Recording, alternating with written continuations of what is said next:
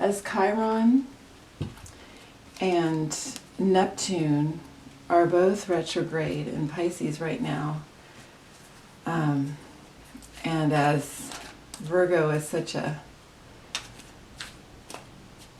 really a figure of how we make our lives, make our spaces, make our understandings here upon the earth. I'm looking at, with Chiron retrograde in Pisces, and then with Neptune retrograde in Pisces, what is offered to us through our ancestors at this time. And I want to recommend Kiralee, the Cosmic Space Priestesses. A lot of her talks about this, the movement of Chiron over the course of this time in Aries and back into Pisces. Our ancestors, what are they offering us at this time?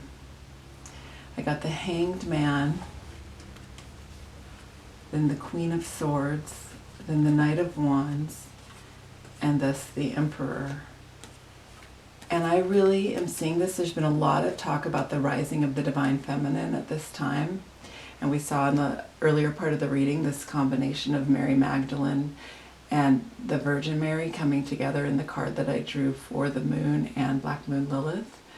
However, I also really think that what is being reconciled is also obviously happening on the masculine.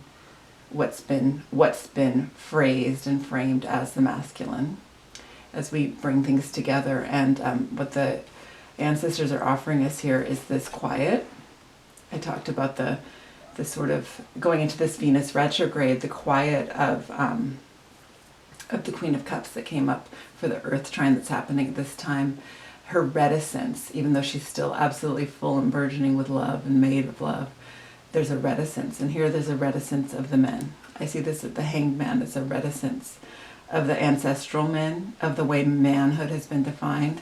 And then comes a clarity, and we saw in the Pisces position related to your carnation, and the word, the flower carnation, and how that relates to incarnation and the difficulty of kind of transforming what has been expected, an expectation of manliness, and then perhaps what is, this is not obviously relating to every Pisces who's reading this, but I'm reading for general energies here.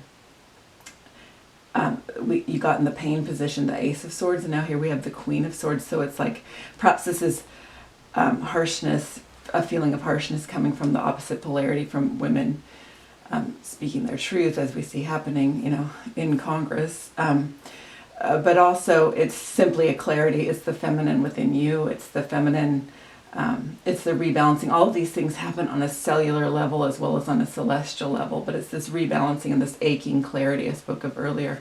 But then there's this passionate, and I'm reading Wands as the intellect too, there's this passionate kind of, not only sexuality, but also this intellectual excitement, and all of these things, the passions, all passions, can be represented in this, so that there's the excitement, the intellectual excitement, also the physical or sexual excitement of renewing, of renewal, of reconciling these things. And then the Emperor. So you come into this very grounded, very self-contained, very self-possessed masculinity, and what that might mean for each and every one of us if the things that are or have been in our culture defined as masculine.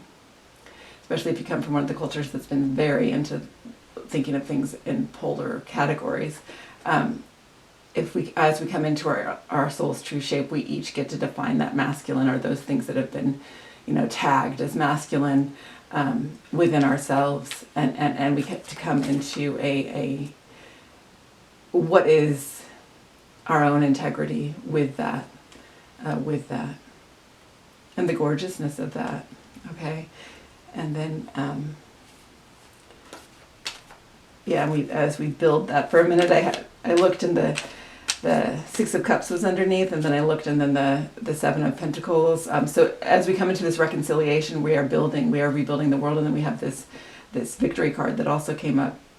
Out of the pain of the clarity under Pisces.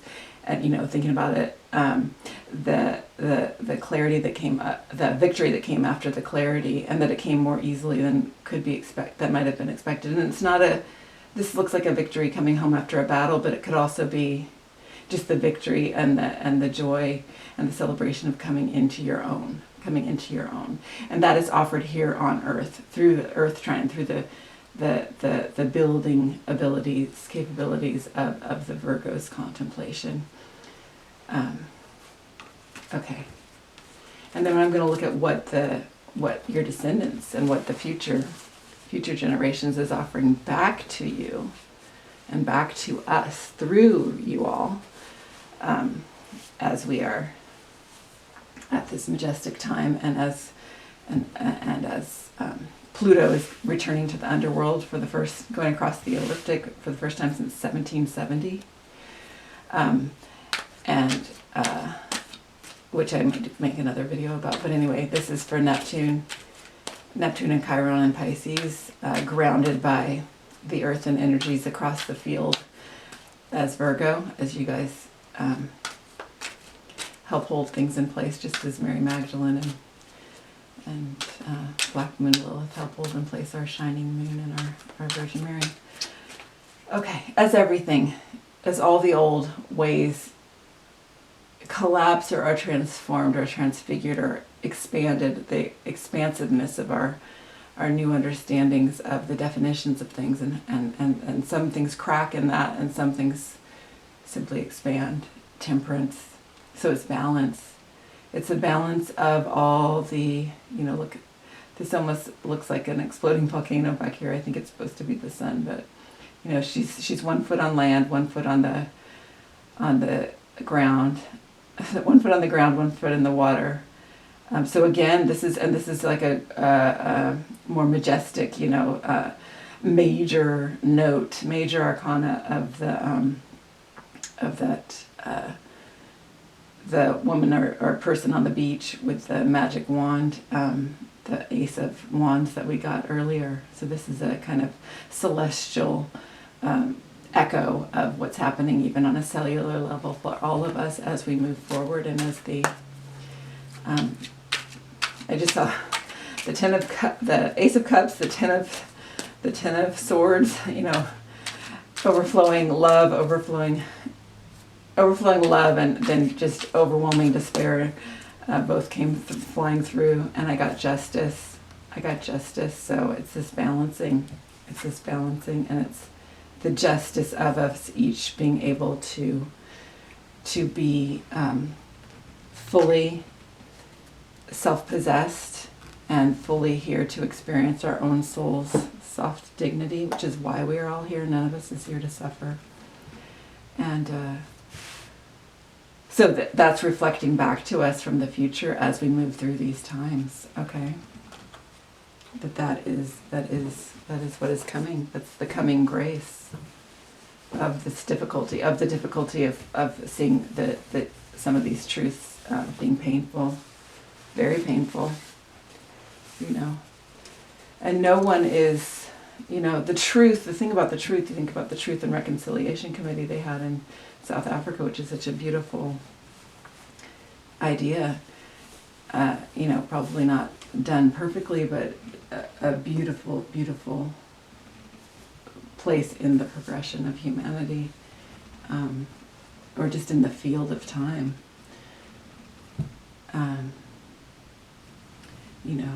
And here we are moving through these things, and the truth may set you free. The truth may set you free, and no one is beyond redemption. No one is beyond redemption. I mean, these words are easier to say than these realities are to live through, but that is true. Okay, and a story for your sweet mutable energy, and you have the Six of Cups, which again is that reconciliation, remembrance. And it can be on a personal level, finding, being together with someone that you have missed or been estranged from. So falling into alignment. There's the Queen of Wands, which I had read earlier as female sexuality, and that allowance for all the iterations of gender and of sexuality to exist as they truly do, to recognize that they exist as they truly do. And then the Five of Pentacles. So it's a new economy of wonder, an economy of wonder, a progression that is upright, that is there's no room for falsity in this economy, in this way of understanding ourselves and each other. And as we fall into alignment, as each of us, reclaims and remembers our soul's true dignity, then that allows all of us to do the same. And one crowning ending card for this reading for you, Pisces. It's the Emperor again. It's the Emperor again. And then for you, Virgo, it's the standing your ground, the Seven of. So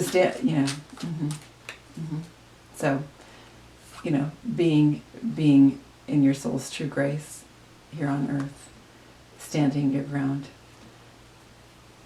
I'm feeling, Virgo, there may be a bit more, difficulty in the balancing for you.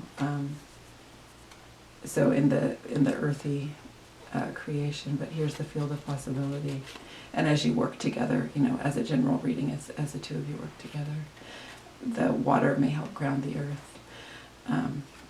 And look at this fellow with his, again, the Seven of Pentacles that I saw flying by at one point on the old deck. And this deck, it's so cheerful. It's this little human creature, just like so pleased to be on this path here on earth and taking a little moment to look at all he's made and all he's imagined and all he's experienced. It's a beautiful, beautiful field of possibility and joy.